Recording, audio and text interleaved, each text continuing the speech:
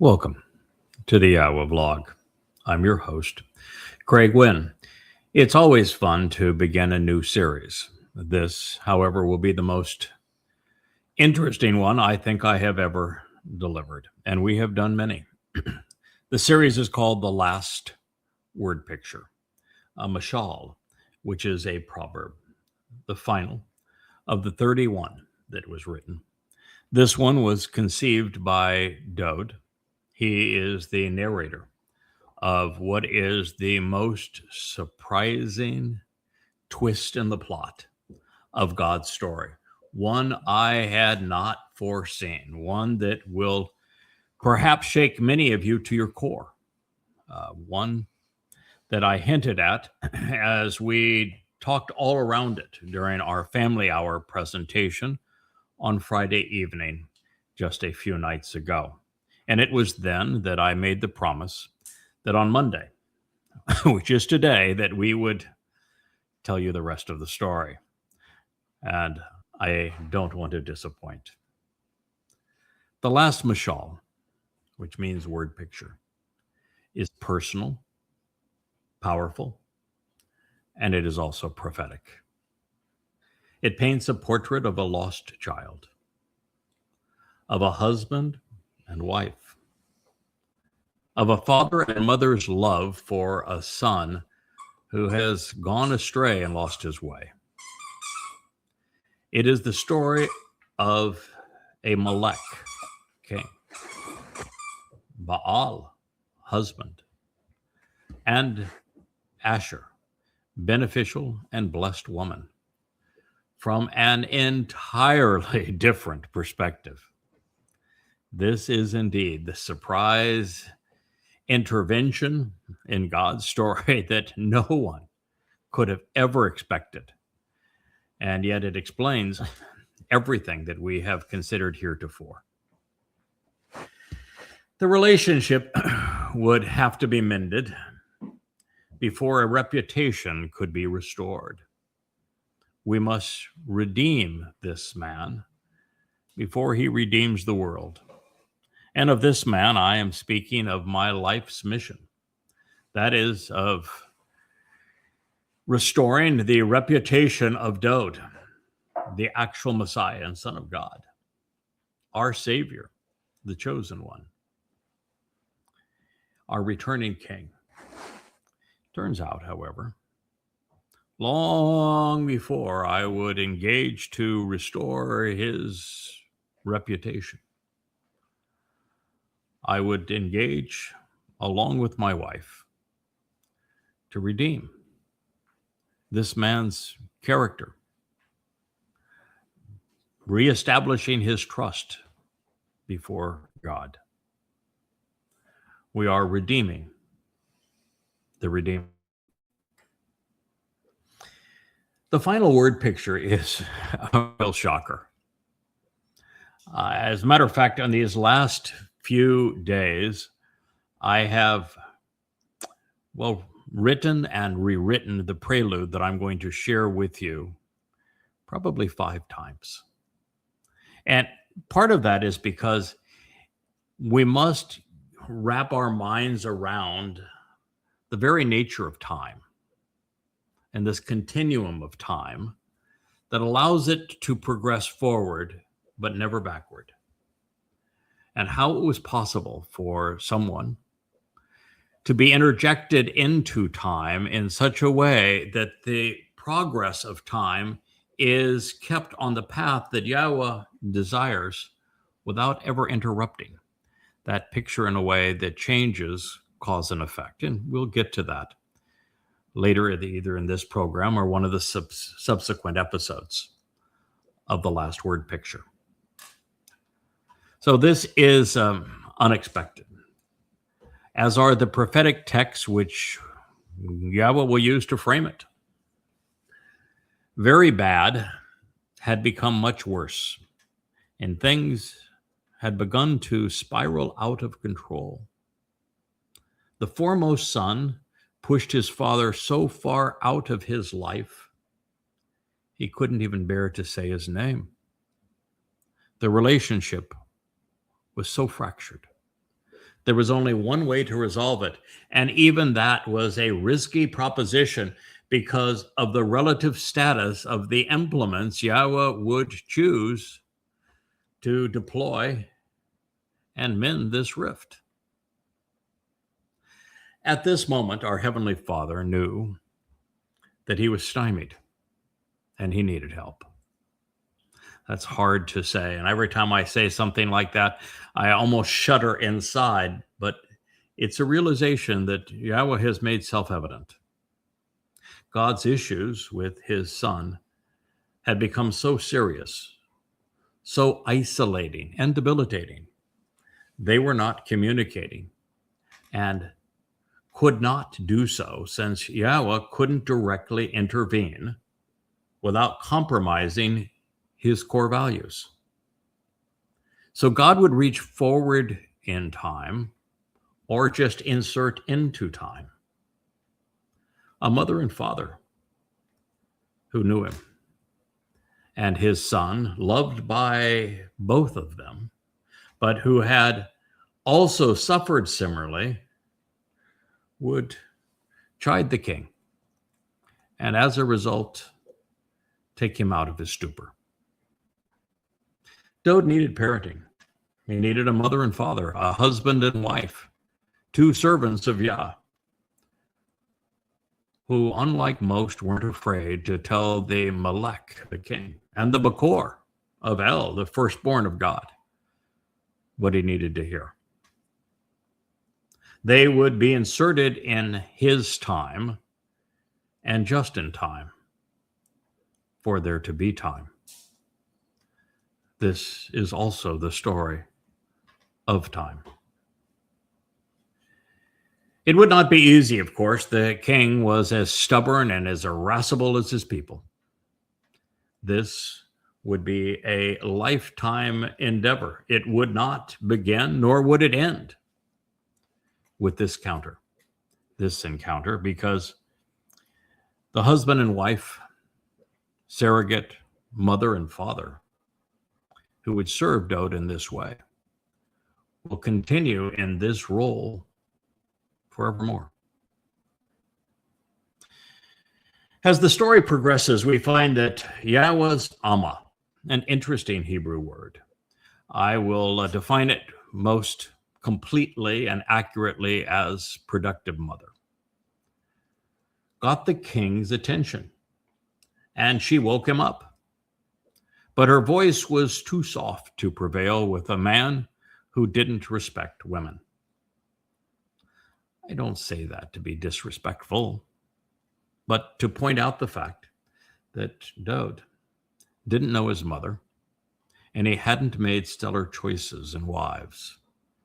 And so Yahweh arranged the 1-2 punch of the husband following his wife, the adoptive father after the foster mother, to get his son's attention. But we're getting a wee bit ahead of our story. And I don't want to drive an exceptional, life-altering point home prematurely, because there are limitations. And it's difficult to speak openly and confidently about limitations on what Yahweh can achieve, because it suggests that we are somehow constraining him. But in this case, should we cease respecting him and contravene the conditions that he has laid out, or we withdraw from the relationship, there's very little Yahweh can do. God's great. His existence is independent of ours. Yahweh did not solicit our help in creating the universe, and there was no consult when he decided to author life. But once he made us, there was no way to develop a beneficial relationship without our participation, in addition to our respect. It's actually vital in this regard that this insight resonate within you. Please Don't allow it to pass you by as simple reverberations in the air or words lost with others on a page should you be reading this as opposed to just listening to this vlog. What I'm sharing with you is actually the grand unification theory of our very existence. It reveals the means to make your life meaningful. Simply stated, a one-sided relationship is actually a contradiction of terms. It's an oxymoron. It is neither beneficial nor is it sustainable. Therefore, for God to continue to engage with us, we must return the favor. And we must do so appropriately, intelligently, respectfully, and without compulsion. For the bereth, which is the crown jewel of the Torah, to be meaningful, mutually enjoyable, and productive, either side must be able to opt out, and neither party can compel the other to honor the terms of the agreement. And God ceases to be himself should he grovel for our attention, should he bribe us for favors, should he change the conditions, alter the benefits, or compromise on his principles. He cannot become less than he is just because he wants to make us more than we are. He cannot become less than he is just because he wants to make us more than we are. And therein was his dilemma with Dowd. He had put himself out of reach, as had the children of Israel throughout the Exodus and thereafter. So let's be blunt, shall we? Since the covenant is predicated on a mutually beneficial relationship, unless we are willing to make an ongoing contribution to the family and engage with our Father, Yahweh can't save us. We not only make our salvation possible when we participate, but also desirable. And as a bonus, we encourage others to engage by sharing what we are learning along the way.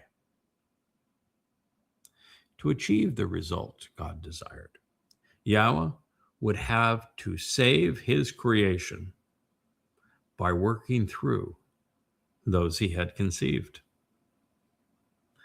Moshe and Dowd are prime examples, as are a couple of others. But this only works when we work. God's approach necessitated one of the most poignant lines in the Torah. After the children of Israel told Yahweh that they didn't want to hear his voice or witness his fiery light ever again, and that their preference was for him to address them through one of their own, this was Yahweh's response. For the benefit of the relationship, Asher, they will be better off and more successful, Yahab, based upon what they have said, Dabar. For the benefit of the relationship, they will be better off and more successful based upon what they have said. Devarim words, Deuteronomy 18:17. Think about that. What God is saying is that if he speaks directly to us rather than through one of us, that the relationship will be infringed, that it will have a less likelihood of being successful. A God who is brilliant in the sky, whose voice is booming, who cannot be ignored, is not the stuff of loving relationships. That for the benefit of the relationship that God desired with us, we were better off and we would be more successful.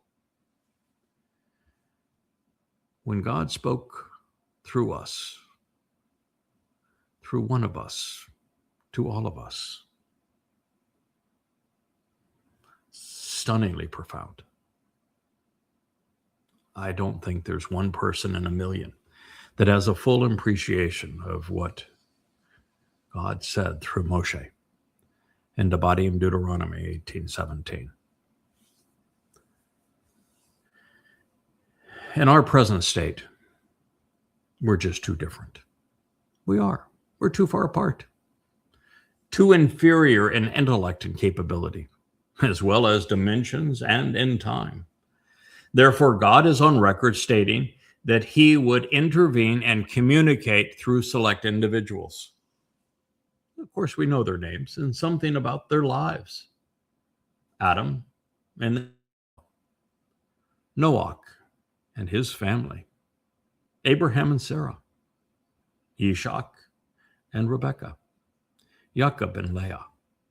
The children who became Yisrael. Moshe and Aaron.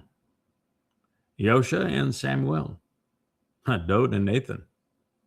Shalomo and Hezekiah. With the Nakar arriving in the end. They were buttressed by a remarkable group of prophets, Ruth and Deborah,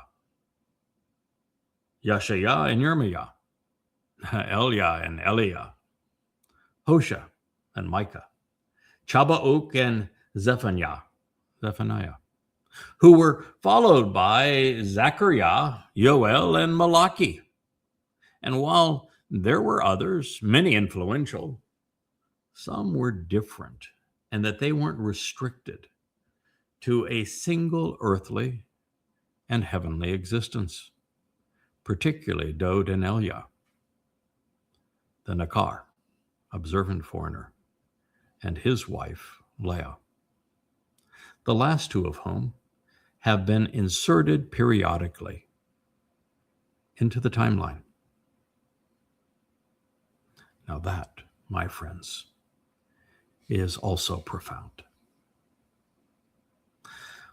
I came up with this conclusion because I don't think it's possible to go back in time and interact, because it would alter the future from which the individual came, destroying the natural progression of cause and effect.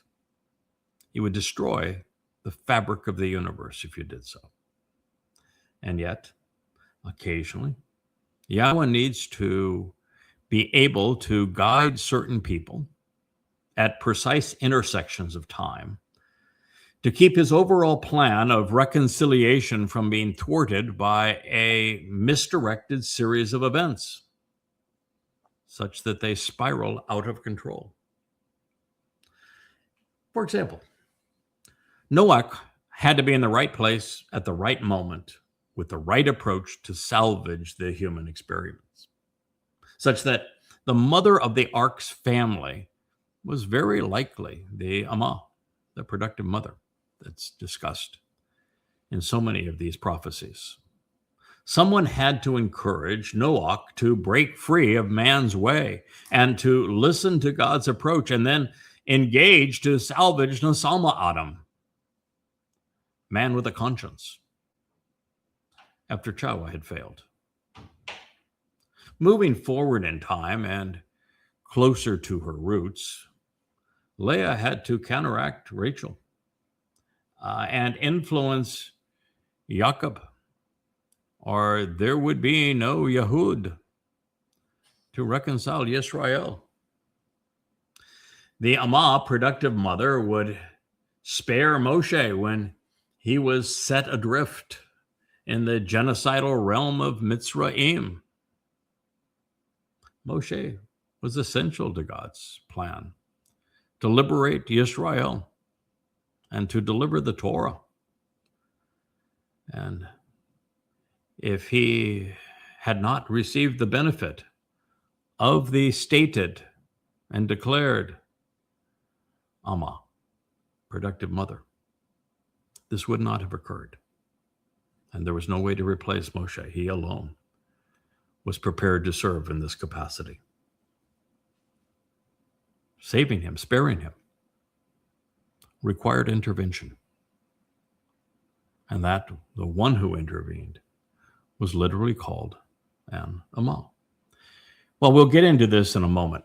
Should you be curious, is written exactly like M in Hebrew. It's a Aleph, the first letter of the Hebrew alphabet, but unlike L, which is the Aleph and Lamed, the shepherd's staff, or M, mother, is the Aleph followed by the Hebrew symbol, the M, the Mem, which conveys water. Water as the ultimate solvent to wash away our grime, to cleanse and bathe us in motherly fashion, and in motherly fashion to give us new life. That's M, mother. And the ending, I can't in this case mean that the mother is feminine, because that would be verbose, wouldn't it?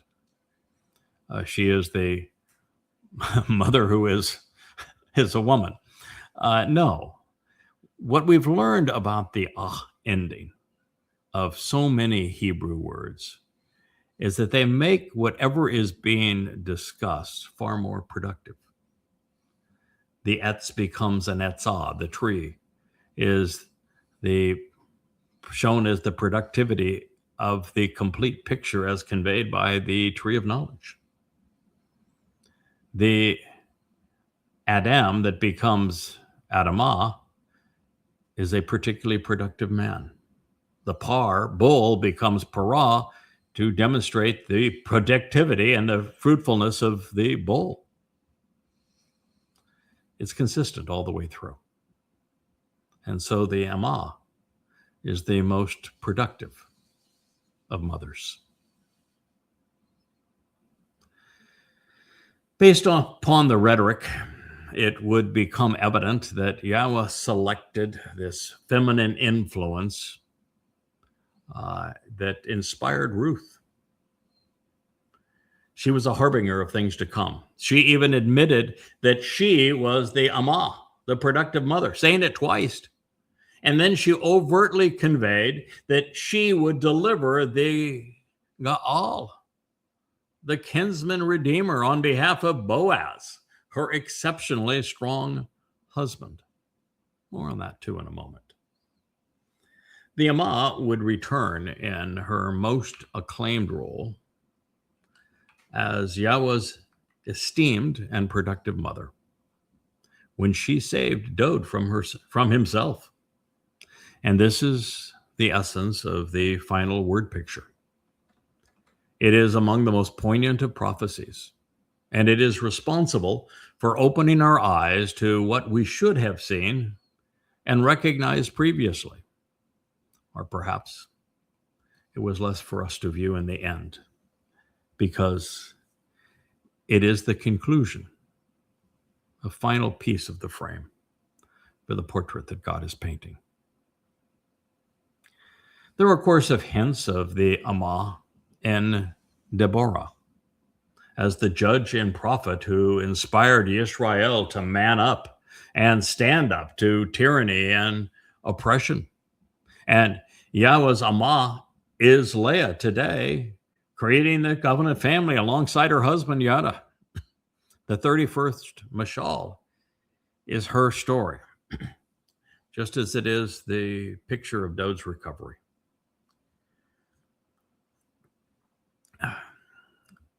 I'm sure those of you who are listening know that Yada is introduced as the lesser luminary and then described as the tree of knowledge, with him being tethered to Dod on both occasions. I think Yahweh introduced how he intends to deploy him with, when he presented Enoch, he was and then he was not. God took him. Well, Enoch really isn't a name. It's more of a depiction. It means mortal man. And God's depiction of him is that there would be a mortal man who would be interjected into God's plan at crucial moments and then removed, only to be deployed as needed along the way. He is seen ever so briefly as my Dode, prophesying alongside Eldod at a critical juncture for Moshe, only to disappear once the point was made. He is very likely Obed-Edom, as the Ark of the Covenant is being relocated, because he becomes the man from Edom to save many through this ark 3,000 years thereafter. I see him as someone who may have whispered in the ear of Nathan, the prophet who spoke to Dode once Yahweh stopped communicating directly with his son. There are uniquely judgmental tones in the manner of Yada, in the bold interactions of Joab, Yah is my father, as he counseled the wayward king following the suppression of the Absalom revolt. He is likely showing Yahweh's paternal side. In this regard, it has become apparent to me that I am the one responsible for telling Dode who he is and what he'd accomplish following his encounter with Yahweh's Amah here in the final word picture. Now, you're free to disagree, of course, but prior to me putting all of the clues together to form and frame Yahweh's portrait of his son, no one on earth was aware of any of this. And nothing is more important pursuant to the reconciliation of mankind with God. So based upon my unique understanding of it and love for it, I wouldn't be surprised that Yahweh reinserted me to record the glorious lyrics of the 89th Mizmor. As Yada, I am the Nakar, the observant foreigner of Verbatim 29, who Moshe revealed would arrive to oppose the religiosity of Yisrael as the final messenger to his people. He foretold that I would come as the world returns to the conditions experienced in Sodom and is scorched thereafter as a result. Think of that. Therefore, I am also the Nakri, observant foreigner, of whom Shalomo, Dode's son, spoke when offering the commemoration address for the home of Yahweh's name, doing so on Teruah in 961 BCE, as it is presented in 2 Chronicles, Words of the Days, 6. Yahweh spoke of me in his vivid portrayal of the Choter, as he would replace Dode's father in Yeshayah 11. In addition to affirming that he would enable our collaboration with his Ruach, of course, God equated me to the tree of knowledge in the garden, promising that I would be a parah, productive bull, in that same introduction.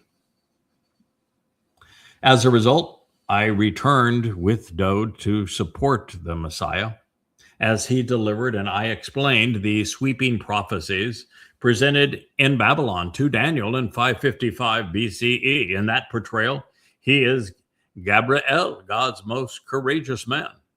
Well, I am Michael, the one who is right about God. After all, I was the first to unveil the meaning of these prophecies and generate the timeline, as everything that was foretold is now playing out before our very eyes.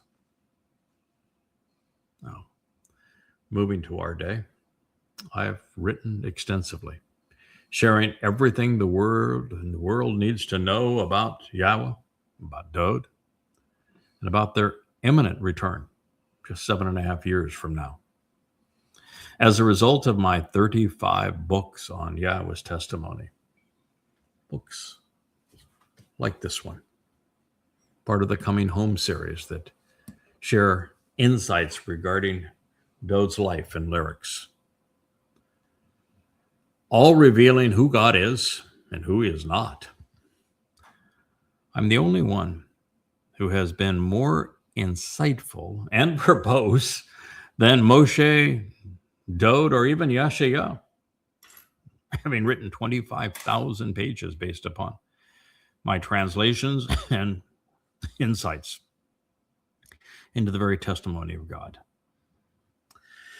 And I'm doing so, I'm married to Yahweh's Amah, productive mother, as is made undeniable in the final word picture.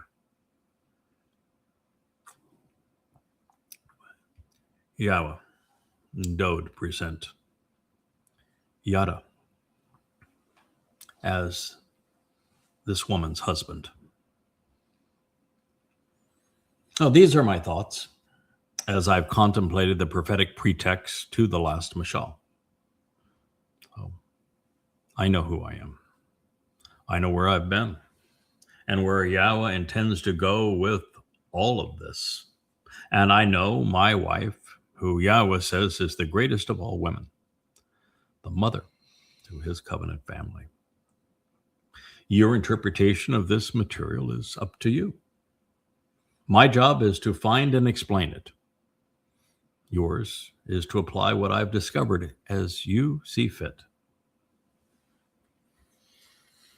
Now, returning to the star attraction, when the most select of us, Dode, deselected himself, Yahweh did as he promised. He dispatched a woman and then her husband to talk some sense into the boy who had abandoned his calling. God needed to do so, for had he not done so, there would have been no hope for humankind. It was that serious. The cornerstone upon which the covenant home would be constructed was cracked and crumbling. Please consider the gravity of this situation before we press on.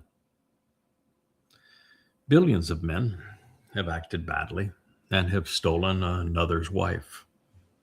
1 million even have had a husband killed to secure the deal. But this wasn't an ordinary king. He was the future savior of the world. And yet no one knew it at the time, including the king himself. The solution to Yahweh's savior problem wouldn't be an easy fix, as simple as dialing up a contemporary, because Dode wasn't listening. There was no way to prevail at this time because no one on the planet had any clue as to what Dode would have to achieve to salvage the human experiment. And that wouldn't be known for another 30 centuries, from the time of Dode's egregious offense. And even then, it would be another score of years thereafter for someone to finally come to recognition that the king was also slated to fulfill Pesach, Matzah, and Bekurim in his second of 3 lives in 33 CE. 4 years thereafter, the same man had his wife direct his attention to the last word picture. So here we are, the subject of an arranged marriage by Yahweh, and likely for this very purpose. And as I've shared previously, on the very day we were celebrating our 8th anniversary. Her name was Lisa, but I renamed her Leah. She was abandoned by her father at birth. Her mother was psychotic and abusive.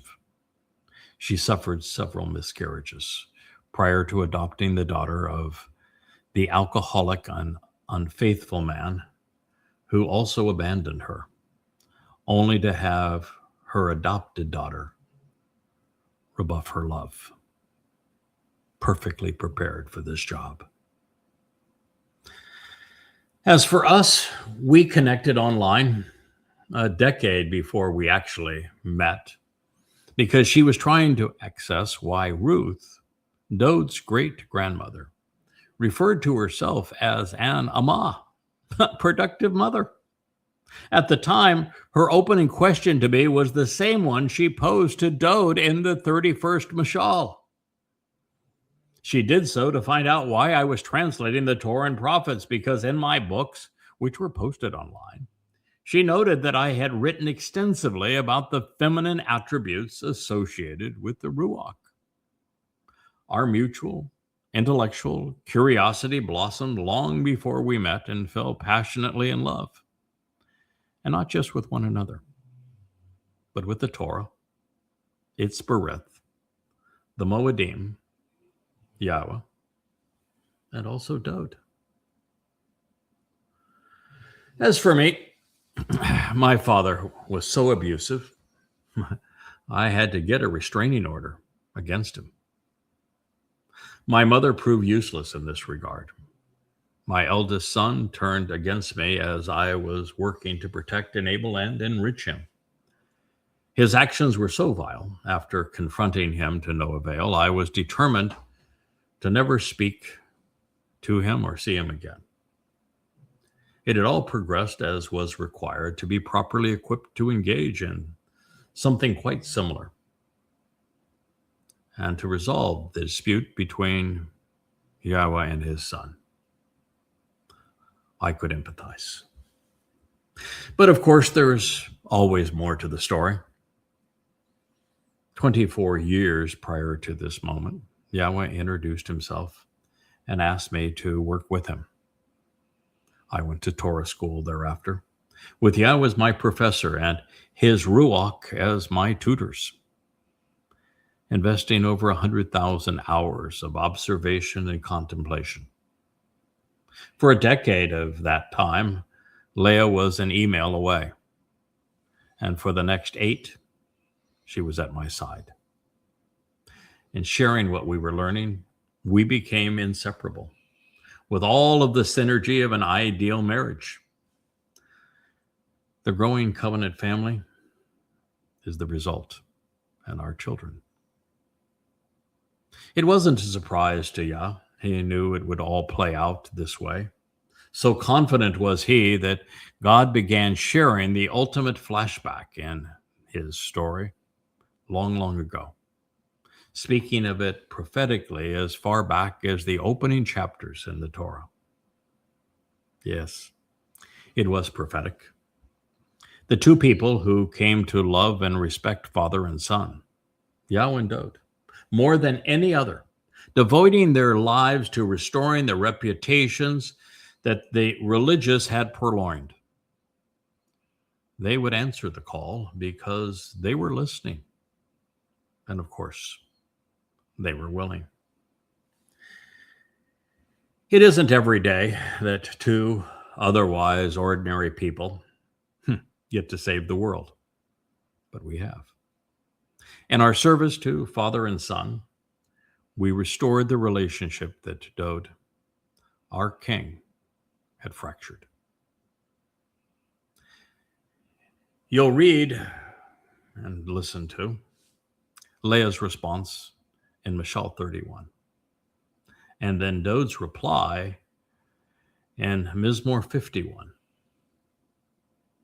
And reviewing them, I thought that my wife's was brilliant, really, with her discussion with the king, telling her adopted son what he needed to hear.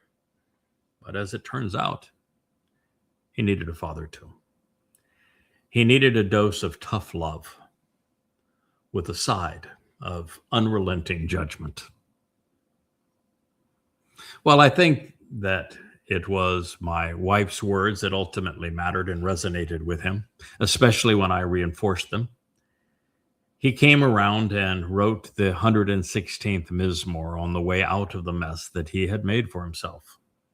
King Dode would go on to fulfill the Moedim, and the lesser luminary would reflect his brilliance. for having done so.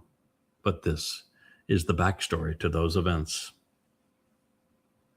After our discussion, Dode would write and speak through his Mizmor and Mashal, affirming that he understood his purpose and was in complete concurrence with the reasons behind what I had shared with him.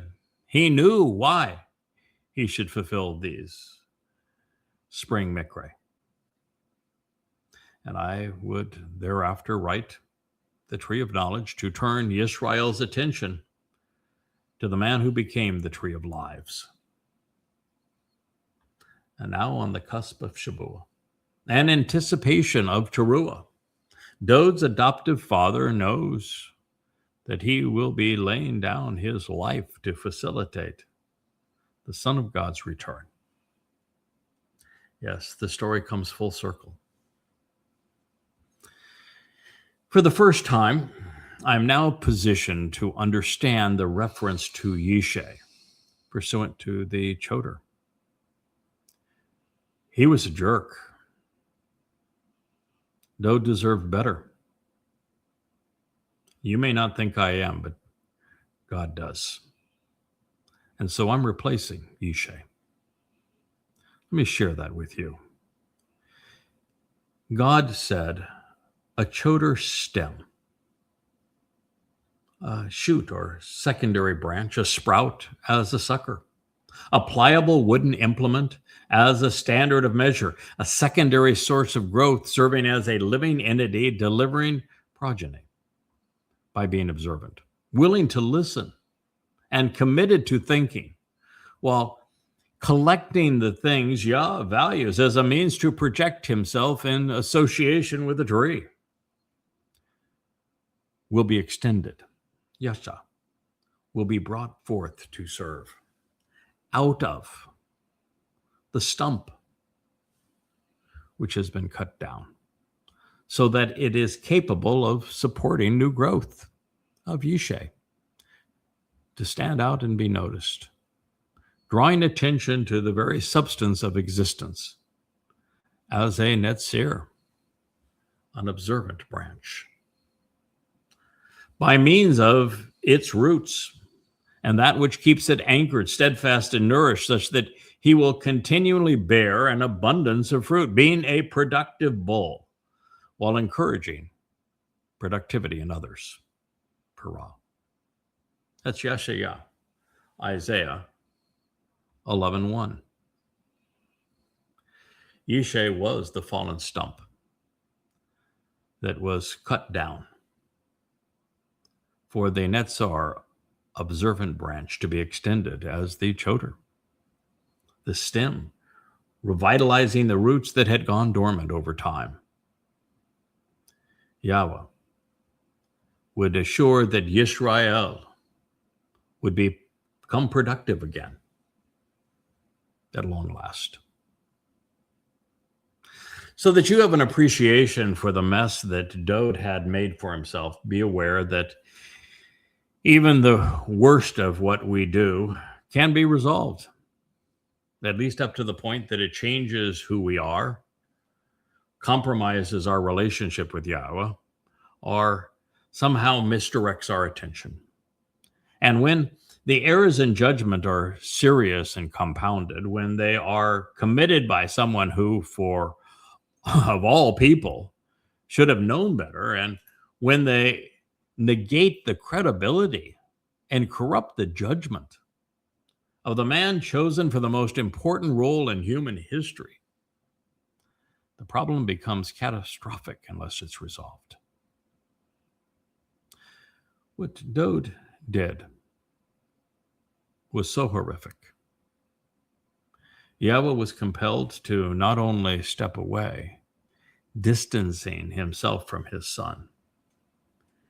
He had to publicly rebuke the man he loved most of all. Unfortunately, I should say, Dode just didn't respond very well to criticism, even from God. And like Adam before him, he tried to hide from God. Then, in the inverse of Moshe, who begged God to kill him because, well, the children of Israel were impossible to lead, Dode was convinced that he had brought certain death, even hell, upon himself. He managed to confuse what he would do to negate these effects with what he had done to deserve them. This was bad. And there was nothing God could do by himself to resolve the problem for all the reasons we have already considered. And so Yahweh's resolution would be delivered by working through his creation to save all humankind. In so doing, this approach provides a window to understand the resolution that God provided throughout the Torah and the prophets, even to this day, one that is based upon that stunningly important declaration that I shared with you at the beginning of this program, that Yahweh recognized that speaking through men would be more effective in developing the relationship he desired with his people than speaking directly to them. God's approach, while fraught with the potential for human failure, was the only way he felt, within the constraints that he had established and the opportunity he wanted to accomplish, to restore our fallen condition in a manner capable of earning Yahweh's trust. It is what God wants most from each of us. We are nothing in God's eyes until he perceives that he can trust us. And the test isn't to be perfect, because God wants us to stumble and fall so that we can demonstrate the resolve to rise. After all, in the garden, it was God who caused the fall of man, because ultimately it is only when we have fallen that we can demonstrate the character to stand back up again. Adam didn't, but we can. And it's only when we make mistakes that we can learn from them and grow beyond them. And his imperfections make Dode the perfect example of this. Looking back in time, there was no way for the Almighty under these conditions to resolve his conflict with Adam. So Eden was shuttered. It is why Yahweh couldn't deal with the Nephilim, and he chose the flood. This explains why he toppled Babel rather than negotiating with the religious. It is why he could narrate the covenant with Abraham, but couldn't form it without his son. It is why Moshe felt so alone and lacked the will and strength to prevail against the onslaught of naysayers, well, at least until shown El Dode and my Dode. Prior to their arrival, there would be no one prepared and willing to intervene, to bring Yahweh's message down to earth, and to be resolute in defense of our God and of his way. Therefore, in light of what I'm going to share as we progress from one episode to another of the last word picture, it is apparent that Adam, Moshe, and Dode struggled and fell for the same reason: the lack of parental support and guidance. Yahweh longs to fulfill this role, and he will one day, when we are released into the seventh dimension.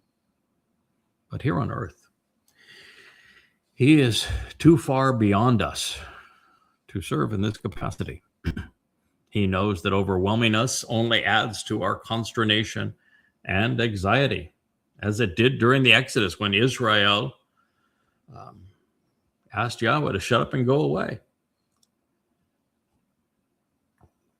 So in a way, my friends, we are all Adam, and no one is more so than Dode. Now Moshe is retired, but the king, he's not.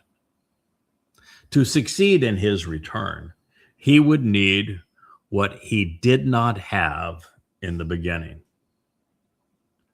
a devoted human mother and father to guide and support him. And as a result, the 31st mashal, the final word picture, begins with an intervention. A remarkable woman who was introduced elsewhere as Yahweh's Amah, productive mother, is inserted at this time to counsel her adoptive son. This intercession was required because Yahweh had become so distraught over Dod's lack of respect and judgment that they were not on speaking terms. And they had not been for 14 years. The king was languishing in his time out for bad behavior. To recover and save the world, he needed the counsel of a right-minded mother, with a supportive father chiming in thereafter to pull him out of the stupor. And so in the concluding proverb, we find Yahweh's resolution to the most debilitating breach of trust in human history. An Oz, strong and Chokmah, wise, mother. In fulfilling her role, she would become the greatest of them all. And so that no one takes this where it does not belong. Well, Yahweh is setting my dear and beloved wife up as the exemplar of a mother paired with a father, a husband and wife in the covenant family. The example that God is having her set is not the example that the religious or political or humans without a more comprehensive view of God would expect. She isn't here to model perfect behavior. God wouldn't want that. In fact, he would discourage it.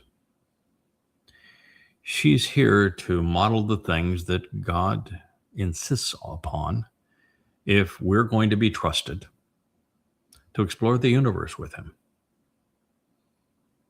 She's going to model what it's like to be observant and thoughtful, particularly regarding his Torah. She's going to be an exemplar when it comes to engaging, responding, and devoting herself to the very things that God's trying to achieve. And she is going to prove that imperfect people can set a perfect example by getting up once they have fallen, by learning from their mistakes and growing as a result of them. This is the example that she is setting for everyone's benefit. So in this presentation, we see Yahweh's literary genius. He is foreshadowing this eventuality many, many times over. But sometimes we're blind. And certainly speaking for myself, I never managed to pick it up, and I know no one else has, even as it was always there in plain sight. It's just like Dode serving to fulfill Pesach, Matzah, and Makotim. It's obvious, and yet heretofore no one noticed it.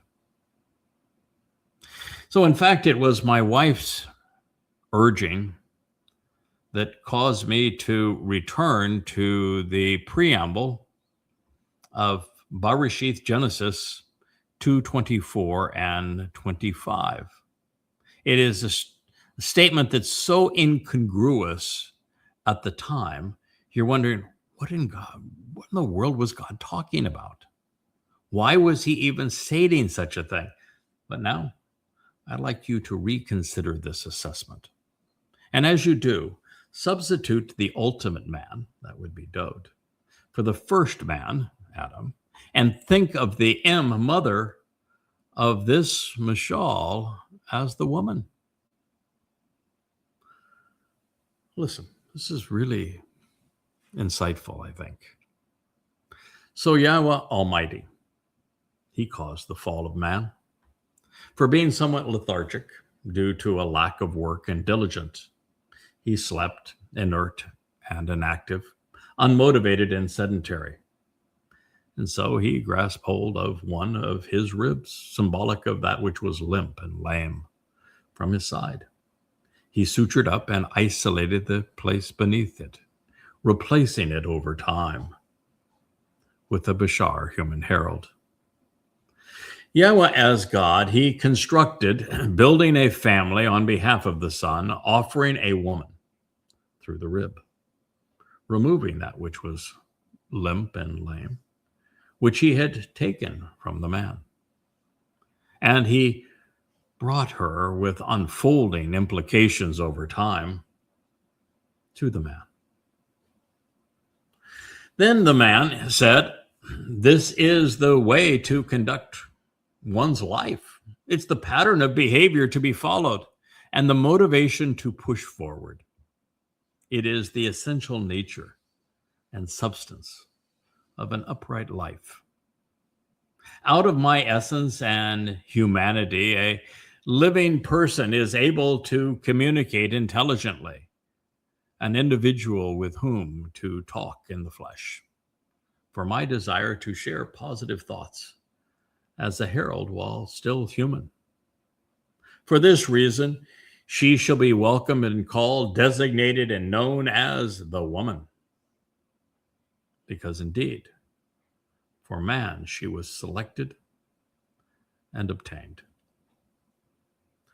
Accordingly, thereafter, a man, this individual male, he will leave, rejecting and forsaking, having been absent from and abandoned by his father and his mother. And then he will engage, becoming close by being joined together with his woman, and they will exist and become a unified declaration regarding heralding the very pronouncements of life. The two, this man and his woman, they were completely exposed without barriers between them, and they were no longer wrong, disapproved, or mistaken. Bereshith in the beginning, Genesis, the 2nd chapter, through the 25th verse. So I'm proposing that these otherwise incongruent statements were actually astute and prophetic. I'm suggesting that they were extended to foreshadow the transformative message of the concluding word picture in Mashal 31. I'm convinced that Yahweh is revealing that he would replace the mother his son never knew, and the father who never knew him, with others who were better equipped to guide the first son through life. Holding on to the concept of azab for a moment longer, we find that its primary meaning is to abandon, forsake, reject, and to be absent.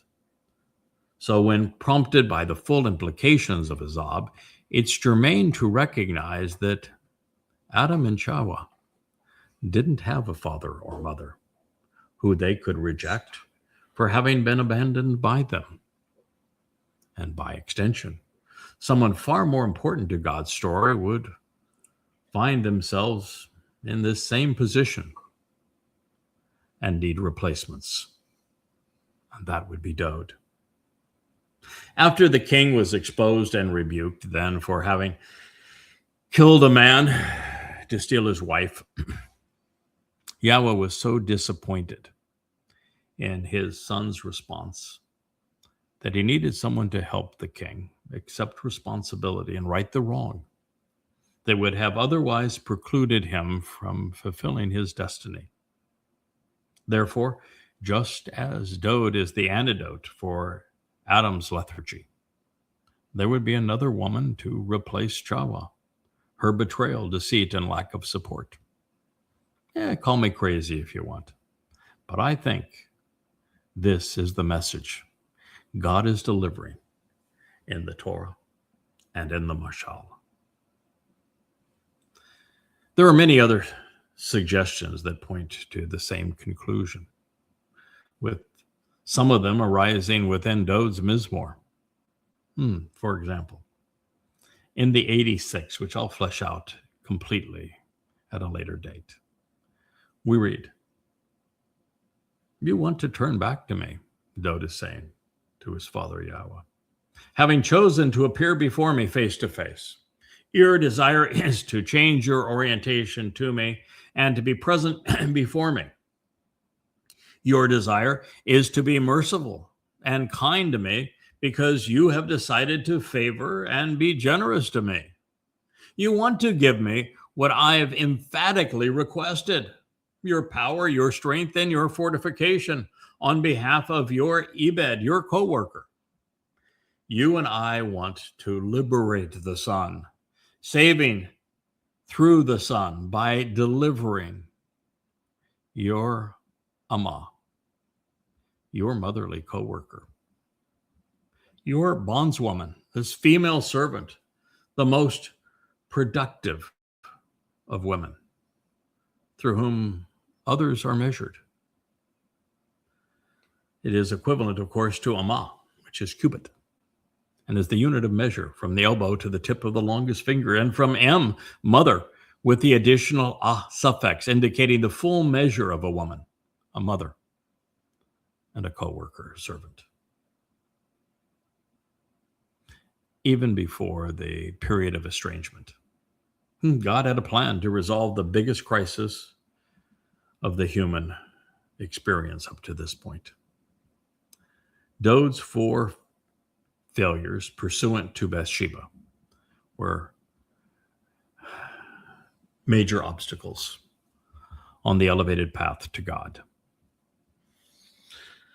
With more than 17 sexual partners, the king of Israel schemed to have sex with a woman married to a very good man who was in the covenant.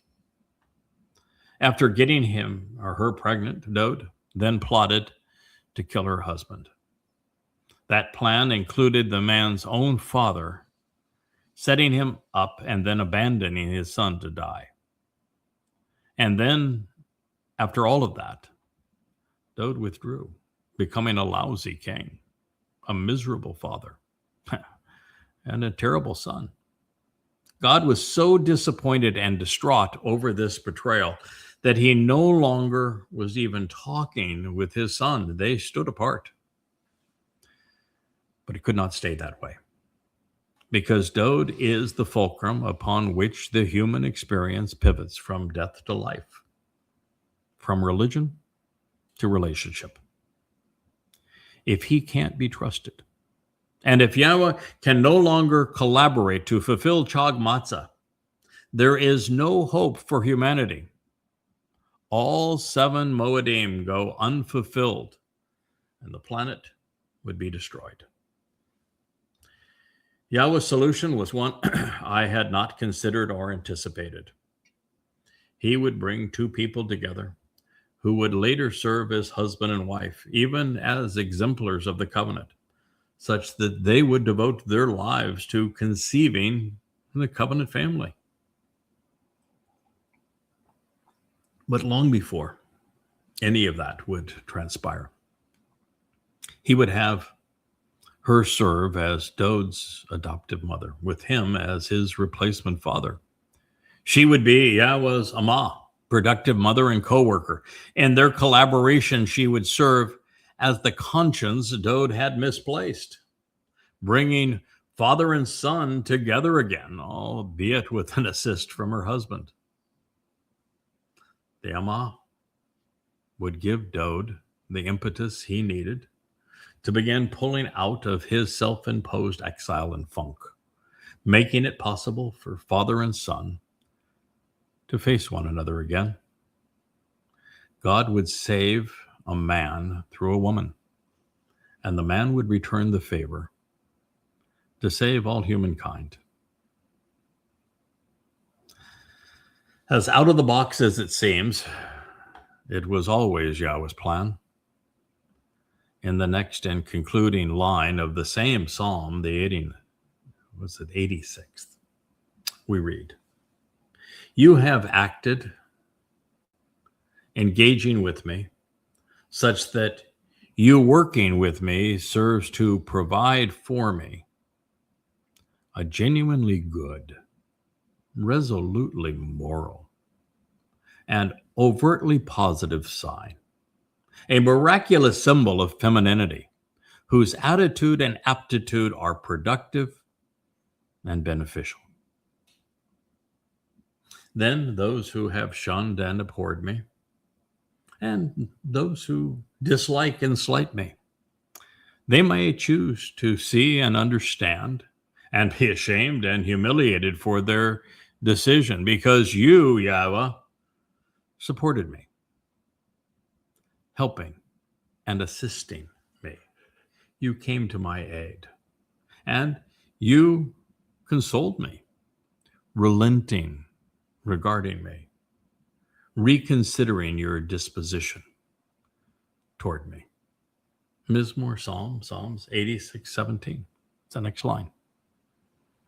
Yahweh Zamah, mother of mothers, would be the Oth La Tobah, the genuinely good, resolutely moral, and overtly positive sign, the miraculous symbol of femininity, whose attitude and aptitude would be productive and beneficial. With this presentation now so prominently displayed, I am asking myself, how did I miss it? How did we all miss it? I've been serving as a herald for the king for 4 years. Yet I didn't see this coming. The Amma is my wife.